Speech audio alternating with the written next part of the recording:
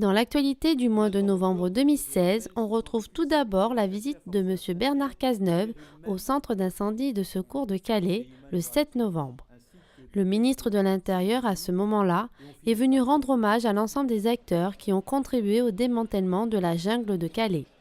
Ainsi, les forces de l'ordre, les sapeurs-pompiers, les associations, les acteurs économiques, les Calaisiens, les élus, tous ont été remerciés pour leur action. Au mois d'octobre dernier, un exercice de grande ampleur s'était déroulé à bord du ferry Oscar Wilde au large des côtes belges dans le cadre du programme MIRG-X. Suite à cet exercice, une conférence finale a été organisée le 23 novembre 2016 à Bruges, en Belgique.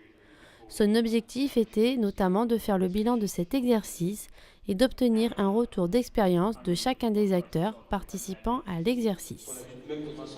Les standards opérationnels qui ont été voulus dans le cadre du MIRG et travailler avec les 4 nations ont permis de travailler conjointement pour atteindre l'objectif qui était le nôtre, les 4 nations, durant l'exercice de MIRG-X. La cérémonie de la Sainte-Barbe du centre d'incendie de secours de Marquion avait cette année une saveur particulière. En effet, en plus de cette traditionnelle cérémonie mettant à l'honneur les sapeurs-pompiers du CIS, le nouveau centre d'incendie de secours de Marquion a été inauguré le samedi 26 novembre 2016 en présence des élus et des autorités. Situé au lieu-dit La Croisette sur la commune de Barral, ce nouveau CIS de près de 1400 m² avec 9 travées dont 2 VSAV accueille ainsi depuis quelques semaines les 69 sapeurs-pompiers. D'un coût de plus de 3 millions d'euros, ce CIS est notamment équipé d'une tour de manœuvre à 2 étages, d'un terrain multisport et d'un système de récupération d'eau pour le lavage des engins et des panneaux solaires pour l'eau chaude. La construction de ce nouveau centre d'incendie de secours répond ainsi pleinement aux objectifs du schéma départemental d'analyse et de couverture des risques. Le deuxième cross départemental des sapeurs-pompiers de la saison 2016-2017 s'est déroulé le dimanche 27 novembre 2016 sur la commune de Biach-Chainvat. Plus de 340 sapeurs-pompiers, qu'ils soient professionnels, volontaires ou jeunes sapeurs-pompiers, se sont ainsi élancés sur les parcours préparés en fonction de leur catégorie.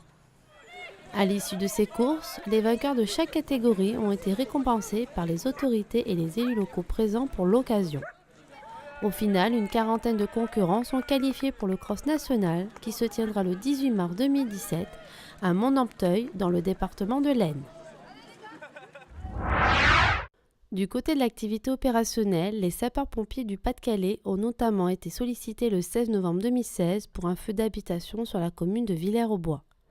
De nombreux moyens ont été déclenchés, à savoir 3 FPT, une EPS, un VSAV, une VL3SM, une VL chef de groupe. Au total, 28 sapeurs-pompiers étaient sur place. Aucune personne n'a été blessée.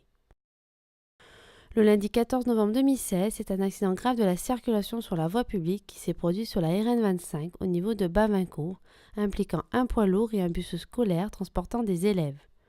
14 personnes ont été impliquées, dont une décédée, 3 blessés graves et 10 blessés légers.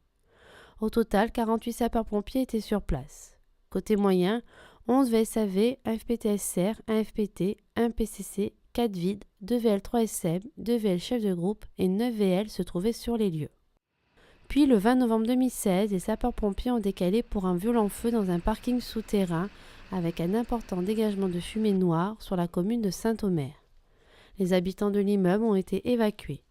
22 d'entre eux ont été vus par le personnel médical susceptible d'avoir inhalé des fumées. Au final, aucune personne n'a été transportée vers les centres hospitaliers. Au total, ce sont 48 sapeurs-pompiers qui étaient présents avec de nombreux moyens tels que 3 FPT, 1 FPT-HR, 3 VSAV, 1 VSR, 1 VRID, 1 VAR, 1 VSS, 1 PCC, 1 chef de colonne, 2 chefs de groupe, 1 médecin et 2 infirmiers.